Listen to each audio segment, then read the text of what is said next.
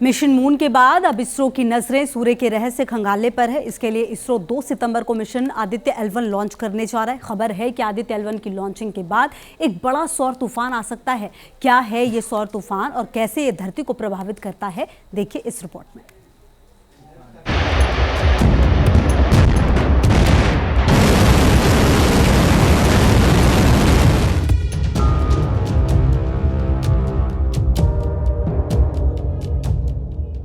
धरती से 151.40 million kilometre दूर आसमान में चमकता सूरज खुद में रहस्यों का पूरा संसार समेटे हुए है। उसके इस संसार को जानने और समझने की कोशिशें लगातार जारी हैं। ऐसा ही एक रहस्य है सूरज की सतह से उठने वाला सौर तूफान।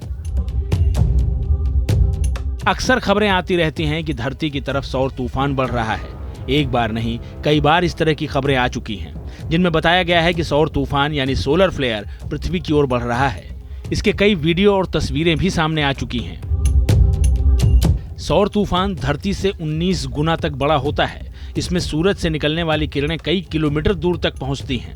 बताया जाता है कि अगर पृथ्वी को एक के पीछे एक लगा दिया जाए तो सौर तूफान 19 पृथ्वी के बराबर पहुंचते हैं। ऐसे में सवाल ये कि आखिर ये सोलर तूफान होता क्या है।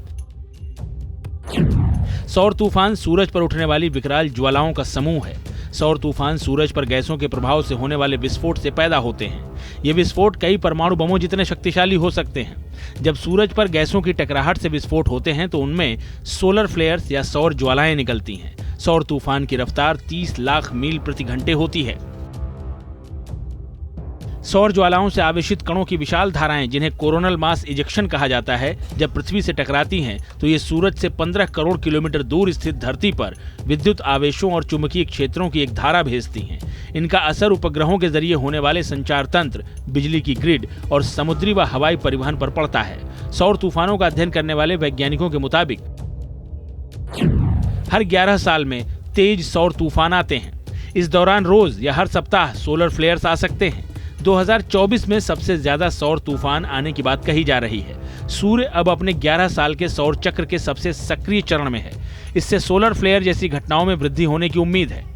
मोनोग्राफ क्या होता है? एक ऐसा इंस्ट्रूमेंट है, या आप कह सकते हैं ऑप्टिकल असेंबली है, जो सन के सोलर डिस्क को ब्लॉक करके आउटर मोस्ट एटमॉस्फेयर को देखने में हेल्प करता है। और अब ये इंस्ट्रूमेंट काम करता है कि सन के ब्राइट जो फोटोस्फेरिक डिस्क होता है उसको ब्लॉक कर दिया जाता है और आउटर मोस्ट एटमॉस्फेयर को देखने में हेल्प करता है।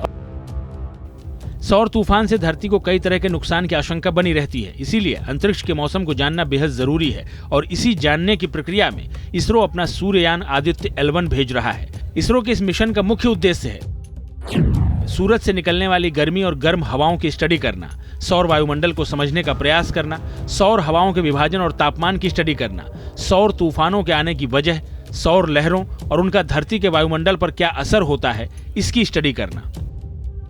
ये लैग्रेंजियन पॉइंट बोलते हैं, जो L1 है, वहाँ धरती और सूर्य की ग्रेविटी बराबर हो जाते हैं तो ग्रेविटी जीरो हो जाती है, कैंसिल हो जाती है तो जीरो हो जाती है, तो उसको हेलो ऑर्बिट बोलते हैं। आदित्य L1 अंतरिक्ष विज्ञान की दुनिया में भारत की बढ़ती शक्ति को प्रदर्शित करता है। ये इसरो की क्षमताओं और वैश्विक वैज्ञानिक प्रगति में योगदान देने की उसकी प्रतिबद्धता का भी प्रमाण है। उम्मीद की जा रही है कि इस मिशन के जरिए इसरो सूरज से जुड़े कई रहस्यों से पर्दा उठाने में कामयाब होगा। Team news nation.